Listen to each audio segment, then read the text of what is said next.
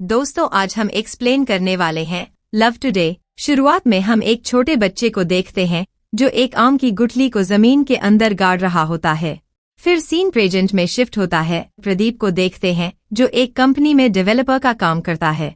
प्रदीप अपने परिवार में अपनी बहन दिव्या और मां सरस्वती के साथ रहता है। अब एक दिन प्रदीप अपने सारे पेमेंट और सेविंग्स को बचाकर एक नया फोन खरीदता है, जिसे वह अपनी गर्लफ्रेंड निकिता को गिफ्ट करता है क्योंकि उसका पुराना फोन टूट चुका था। लेकिन नया फोन मिलने के बाद भी निकिता को चिंता हो रही होती है कि अब वह अपने पापा को इस गिफ्ट के बारे में कैसे बताएगी। अगले दिन सुबह निकिता और उसकी बहन श्वेता अपने पापा के सामने आती हैं, जहां पता चला कि निकिता के पापा विष्णु शास्त्री बहुत ही स्ट्रिक्ट आदमी हैं। वे एक वकील भी हैं और उन्हें संगीत का काफी शौक है।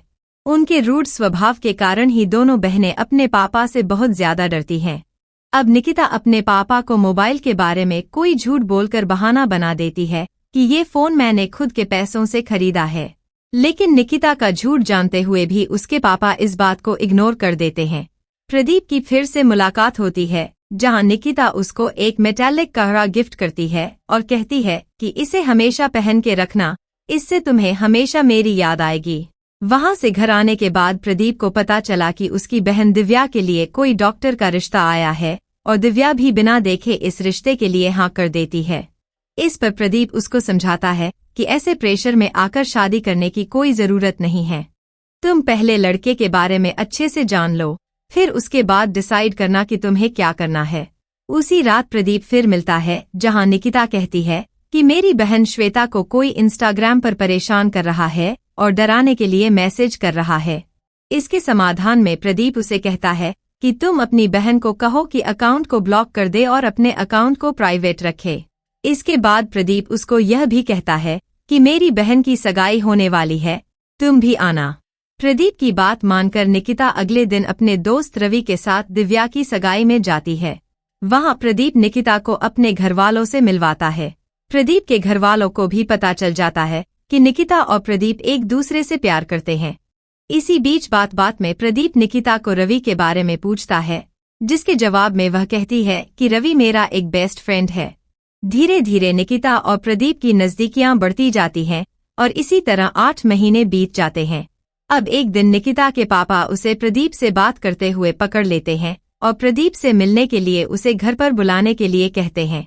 यह सुनकर प्रदीप को झटका लगता है और वह डर के मारे निकिता के पापा से मिलने के लिए पहुंच ही जाता है। प्रदीप से बात करते हुए निकिता के पापा बहुत अजीबोगरीब सवाल करने लगते हैं और एक शर्त रखते हैं कि आने वाले 24 घंटे के लिए तुम दोनों एक दूसरे के मोबाइल को एक्सचेंज करोगे। अगर तुम ऐसा करके 24 घंटे तक खुशी से रहो तो मैं तुम दोनों की शादी पक्का कर दूंगा, और अगर इन 24 घंटे के बीच कुछ गड़बड़ हुई तो मैं निकिता की शादी अपनी पसंद के किसी लड़के से करवा दूंगा। प्रदीप और निकिता एक दूसरे से प्यार करते हैं, इसलिए वे अपने पापा की शर्त मानकर एक दूसरे के मोबाइल एक्सचेंज कर लेते हैं। घर पहुंचने के बाद प्रदीप अपने दोस्तों को इस शर्त के बारे में बताता है। इसके बाद उसके दोस्त उसका मोबाइल वापस पाने के लिए कुछ जुगाड़ लगाते हैं, लेकिन उन्हें कुछ भी समझ नहीं आता। थोड़ी देर बाद उसे निकिता का कॉल आता है, जिसमें वह अपने पापा के बर्ताव के बारे में उससे सॉरी कहती है। अब मोबाइल निकिता के हाथ में जानने के कारण प्रदीप को डर होता है कि कहीं निकिता मेरा मोबाइल चेक न कर ले। यहाँ निकिता के पापा उसे जानबूझकर मोबाइल चेक करने के लिए फोर्स करते हैं। असल में प्रदीप और निकिता को एक दूसरे पर बहुत भरोसा है, लेकिन स्थिति के चलते वे आखिरकार एक दूसरे के मोबाइल को चेक कर ही लेते हैं। इसके बाद सीन फिर से उस छोटे बच्चे के पास शिफ्ट होता है, जो जमीन में गड़ी गुठली फिर से निकाल लेता है और उसे देखने लगता है। पर जब उसे गुठली में कुछ बदलाव नजर नहीं आते तो वह नाराज होकर उसे वहीं गड्ढे में फेंक देता है।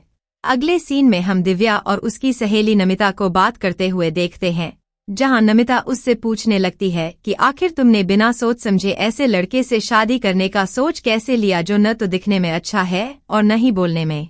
क्योंकि दोस्तों, दिव्या का हस्बैंड योगी एक डेंटिस्ट है, जो देखने में थोड़ा अच्छा नहीं है।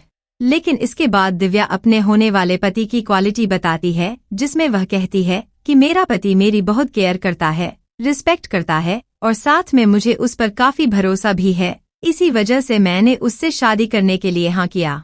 अब यहाँ इस तरफ प्रदीप निकिता के फोन में ताक झांक करने लगता है और उसे पता चलता है कि निकिता ने कुछ वक्त पहले रवि से भी चैटिंग की थी, जिसे पूरा पढ़ने के बाद उसे पता चला कि रवि ने एक बार निकिता को प्रपोज भी किया था।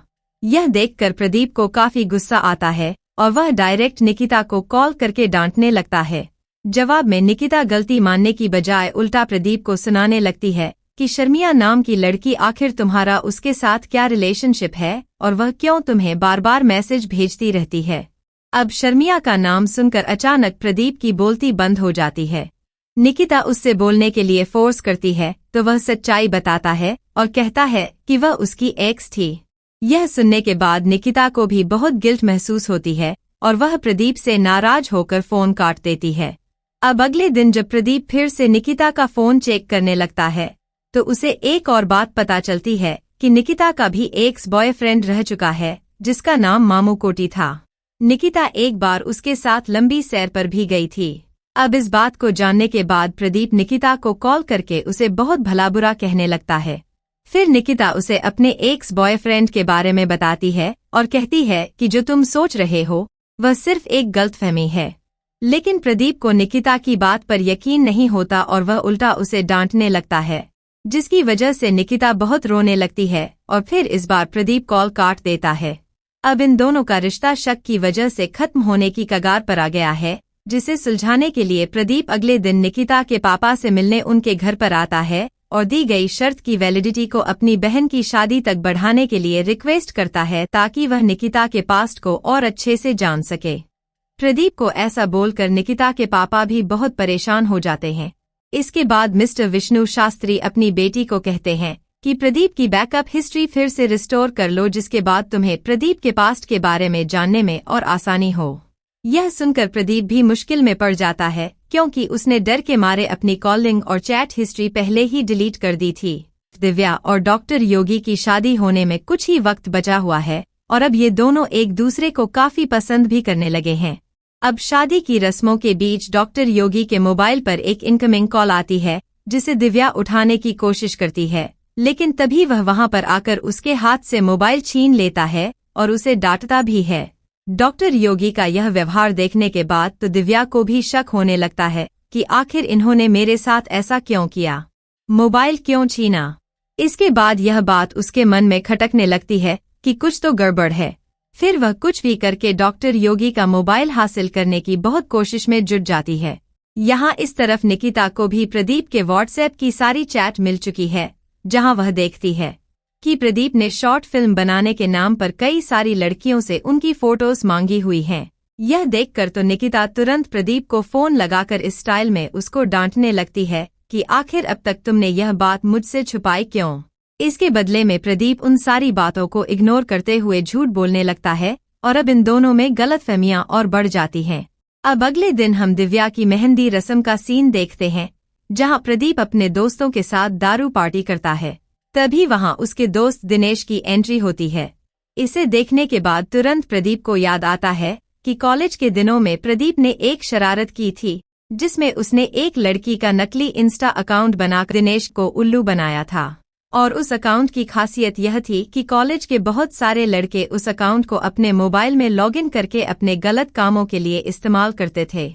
लेकिन अब तो प्रदीप की हालत खराब हो जाती है जब उसे याद आता है कि उसके मोबाइल में अकाउंट अभी भी लॉगिन है और ओपन है। निकिता के हाथ में प्रदीप की ब्राउजर हिस्ट्री आ जाती है, जहां उसे भी वही नजर आता है जो हर किसी सिंगल लड़के के ब्राउजर हिस्ट्री में मौजूद होता है। लेकिन इन सब के बीच में निकिता को प्रदीप के फेक इंस्टाग्राम अकाउंट के बारे में जरा सी भी खबर नहीं थी। अब कुछ लड़कियों की चैटिंग हिस्ट्री पढ़ने के बाद उसे यह भी पता चला है प्रदीप ने निकिता को मोबाइल दिया था वो असल में किसी सुफी नाम की लड़की ने प्रदीप को पास्ट में दिया था। मतलब प्रदीप ने निकिता जैसी काफी सारी लड़कियों से अफेयर करके रखा था, जिसके राज अब धीरे धीरे निकिता जानने लगी है। और आप सुफी की नाम सुनकर निकिता और भी भड़क जाती है और उसे फोन करके इस बारे में पूछने लगती है। इस समय प्रदीप उसे समझाने की कोशिश करता है और अगले दिन उसे मिलने के लिए बुलाता है ताकि उन दोनों में जो गलतफहमियां चल रही हैं उनको सॉल्व किया जा सके। अब अगले दिन इन दोनों की मुलाकात कैफे में होती है, जहां निकिता अपने एक बॉयफ्रेंड रवि के साथ थी। अब इन दोनों की बातें चल ही रही होती हैं, तभी अचानक प्रदीप का दोस्त भास्कर उसे कॉल करके कहता है कि तुम्हारे फेक इंस्टाग्राम अकाउंट को दूसरे मोबाइल से भी लॉगिन करके कंट्रोल किया जा सकता है। अब इसकी प्रोसेसिंग होने के बाद प्रदीप के मोबाइल पर एक ओटीपी आता है, जिसको देखकर प्रदीप निकिता के हाथ से अपना मोबाइल छीनने की कोशिश करता है। और प्रदीप की यह हरकत देखकर निकिता को उस पर और भी शक हो जाता है। और फिर जब मोबाइल दोबारा चेक होता है तो पता चलता है कि यह वही अकाउंट है जिसकी वजह से उसकी बहन श्वेता को अश्लील मैसेज भेजे गए थे। प्रदीप की सच्चाई जानकर उसे और गुस्सा आ जाता है। इसके बदले में प्रदीप कहता है कि मैंने इस अकाउंट को यूज करके तुम्हारी बहन को मैसेज नहीं भेजे। लेकिन तभी निकिता गुस्से में उसे एक चांटा लगा देती है। अब इस वक्त रवि कबाब में हड्डी बनने की कोशिश करता है। इससे गुस्सा होकर प्रदीप उल्टा रवि को ही सबके सामने पीटने लगता है। अब कैफे में बेइज्जती होने के बाद प्रदीप अपने दोस्तों के पास आता है और उन पर श्वेता को अश्लील मैसेज भेजने का आरोप लगाता है और उन्हें वहां से चले जाने के लिए कह देता है। इस तरफ शादी के फंक्शन में दिव्या को अपने होने वाले पति पर शक होने लगा है, जिसकी वजह से उन दोनों में बहस भी हो जाती है। अपनी बहन की मुश्किल देखने के बाद प्रदीप योगी का फोन खींच लेता है। तभी प्रदीप की मां वहां आकर उसे थप्पड़ लगा देती है। प्रदीप रास्ते पर जाकर रोने लगता है। इसे देखकर उसकी मां सरस्वती पूछती है कि तुम्हें क्या हुआ। जवाब में वह अपनी मां को निकिता और उसके बीच हुई सारी घटनाओं के बारे में सब कुछ सच-सच बता देता है। इसके बाद उसकी मां उसे समझाते हुए कहती है कि हर लड़की को अपनी इज्जत प्यारी होती है बेटा, और हर रोज उसे किसी मुश्किल का सामना करना पड़ता है। और इस तरह तुम्हारी गर्लफ्रेंड निकिता है, जिसे बहुत सारे लोगों ने सोशल मीडिया के जरिए मैसेज किया होंगे और उसने बात करने की कोशिश की होगी। और अगर निकिता उनके साथ अपना वक्त बिताती है तो इसका मतलब यह नहीं कि वह धोखा दे रही है। तुम्हें निकिता की रिस्पेक्ट करनी चाहिए और अपने रिश्ते के बीच भरोसा रखना चाहिए। इसके बाद प्रदीप को अपनी गलती का एहसास होने लगता है। अब थोड़ी देर बाद दिव्या का होने वाला पति और प्रदीप अकेले में बात करते हैं, जहां योगी उसे फोन न देने के पीछे का कारण बताता है और कहता है कि मेरे सभी दोस्त मेरे रंगरूप को देखकर हमेशा मेरा मजाक उड़ाते हैं, जिसकी कुछ चैटिंग और फोटो मेरे मोबाइल में मौजूद हैं, और मैं नहीं चाहता कि तुम्हारी बहन इनको देखकर मुझे रिजेक्ट करे। और ये सारी बातें दिव्या ऑनलाइन प्रदीप के मोबाइल में सुन रही होती है। इसे सुनने के बाद तो उसके दिल में योगी के लिए भरोसा और प्यार और भी बढ़ जाता है। और प्रदीप अपने दोस्तों से मिलकर अपने बर्ताव के लिए उनसे माफी मांगता है और वे फिर से एक हो जाते हैं। तभी मूवी में आता है अगला ट्विस्ट, जब निकिता जैसी दिखने वाली एक लड़की का एमएमएस सारे लड़कों के मोबाइल पर वायरल हो जाता है। इसे देखने के बाद निकिता के पिता विष्णु शास्त्री को बहुत बड़ा झटका लगता है और वे अपनी बेटी को पीटने लगते हैं, और साथ में इसका दुख निकिता को भी होता है।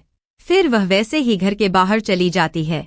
निकिता के जाने की खबर तुरंत उसकी बहन श्वेता प्रदीप को देती है और प्रदीप भी उसे ढूंढते हुए निकल जाता है। प्रदीप उसे ढूंढते ढूंढते एक पेड़ के पास आता है, जहां कहानी पास्ट में शिफ्ट होती है, जहां हम फिर इस गुठली वाले बच्चे को देखते हैं जो हर बार गुठली को जमीन के अंदर गाड़ता है और बाहर निकालता है, क्योंकि वह सोचता है अगले दिन शायद गुठली का पेड़ बन जाए। तभी उसकी मां वहां आकर उसे समझाती है कि अगर तुम भरोसा करो तो इसका एक दिन पेड़ जरूर बनेगा। उस औरत को देखने के बाद तो आपको पता चल गया होगा कि यह लड़का और कोई नहीं प्रदीप है, और मां के कहने के मुताबिक वह पेड़ भी काफी बड़ा हो चुका है। अब निकिता को ढूंढते ढूंढते प्रदीप फाइनली एक झील किनारे पर जाता है, जहां उसे निकिता बैठी हुई मिलती है। अब उसके पास जाते हैं। निकिता बहुत रोने लगती है और उसे अपनी गलती के लिए माफी भी मांगती है।